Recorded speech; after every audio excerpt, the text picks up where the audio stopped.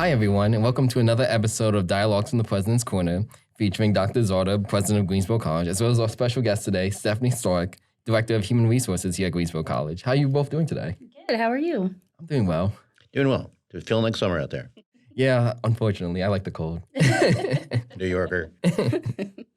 With the academic year over now, we wanted to shift our conversations to the more administrative side. So that's why we wanted to speak with Stephanie today about human resources here at Greensboro College.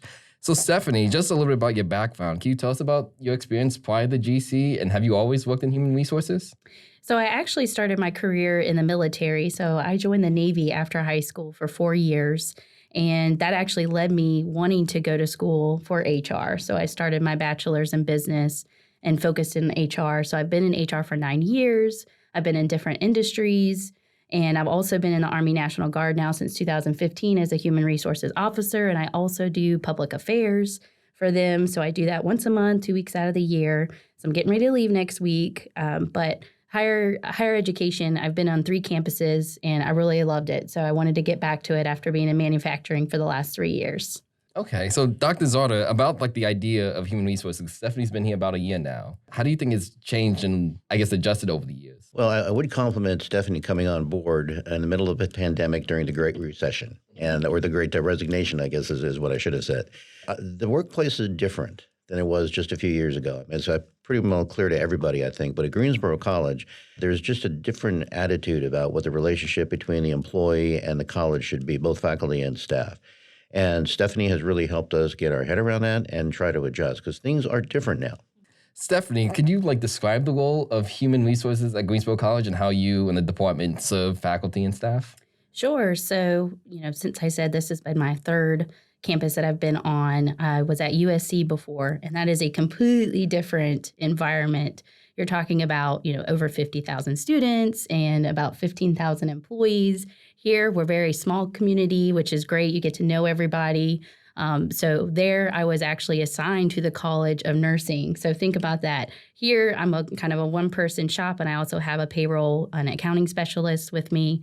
There, I'm in one college, and it was very siloed. No one really interacted. I don't think I interacted with one other HR department there. Here, I think that what's great about it is getting to know everybody, but you're really in the weeds of everything that's going on HR related. So you're not necessarily, just focusing on organizational development or focusing on payroll. You have to be able to balance between all of the different facets of HR, of which I really enjoy, but I think someone in this position really needs to have a generalist background so they're able to dabble in all different areas. And you have to be able to, if you don't know the answer, you have to be able to figure out where you can find it and to help support the staff and faculty here. I know we were just talking before we started recording that you enjoyed knowing that most staff know you here now. Mm-hmm. And yeah, that's a different world, just owning that one department. Yeah, and I'm hoping this next year, since I've now just reached my 1st year, that I can meet more of the faculty side. And I'm actually looking at opportunities, because I have my master's, to maybe even teach some courses. So that's really exciting, something you get to do here, which you don't get to do anywhere else. Yeah.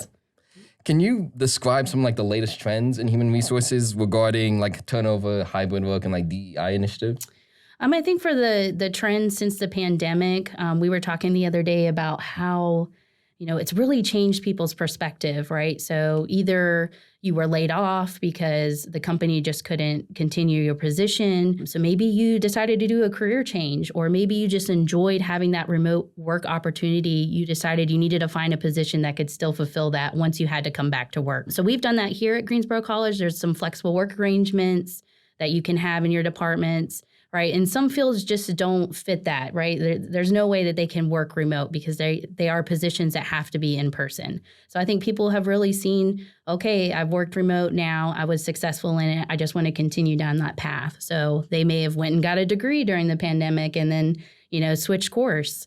So I think we're trying to figure out, how do we, now that everybody's back on site since last year, how can we work together to still have that work-life balance? Because we are family-oriented. We are family first. So we want to make sure that everybody still feels like we're giving you the enough time off to still spend it with your family. So we're working on some interesting ways, and we're always trying to think outside of the box. I'm really excited about some things that might be coming up and in the future. I think with other companies, right, they saw a turnover, and we saw the turnover here about 50%, and that's kind of across the board. So in the last couple of years, you've seen jobs after jobs posted. There was definitely no loss for jobs, but the supply and demand were just not meeting each other. So now I think we're at a 3.4% unemployment rate, which is a huge change from 2020, which was like 14.2%. That is a huge difference to now. So I think we're now trying to say, okay, how can we recruit better, right, in relation to DEI, and how can we retain the current employees that we have? Because we have some employees here who have been here 20 plus years, 40 years. So we really have people wanting to work on this campus. It's a really great campus to work on. Everybody knows each other. And I think that's one of the best things about the campus is the people. I definitely agree with that, having been here for about 2 years now. With like retention and also recruiting potential new staff and faculty, do you want to talk about like some of the benefits of like what being a part of Greensboro College? Yes. So again, I wanted to come back to higher ed because it is very unique to other industries. Like I said, this is a small community, so it's really unique in itself. To be able to know everybody and touch base with them and build relationships for a long period of time. A couple of my favorite benefits here is the tuition waiver, which I don't think enough people take advantage of. So if you're a full-time employee, take a look at it. I'll be sending it out soon for the next year for the 2023-2024 tuition waiver. So you can take courses. Some of your family members can take courses. So definitely take advantage if you can. Another benefit here that I really love is the time off. We just added another holiday, so July 3rd is going to be part of our 4th of July holiday. So now we have 12 holidays this year. The president also approves time off during Christmas time, which doesn't go against your vacation time. There's not a lot of campuses that do that. So that is really great, around 2 weeks off. And any other industries probably don't do that either, right? Because they can't shut down when they're working in a profit environment.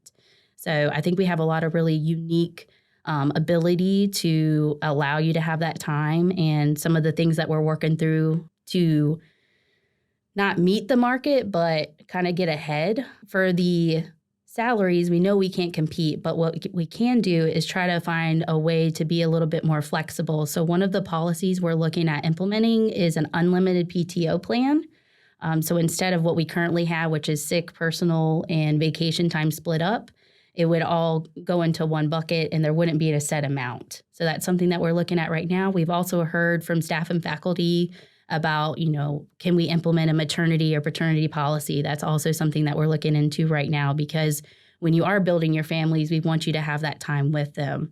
And I'm also going to be putting in a Dropbox by my office for any other suggestions, comments, anything you want to report anonymously. You can drop it in my box. If you feel comfortable reaching right out to me, you can email me, call me at any time, and provide suggestions or comments. That's great. So like an open door policy. An open door policy. Okay. Well, thank you, Stephanie, for joining us today. And thank you again, Dr. Zarda. Thank you all for watching. We'll see you next time.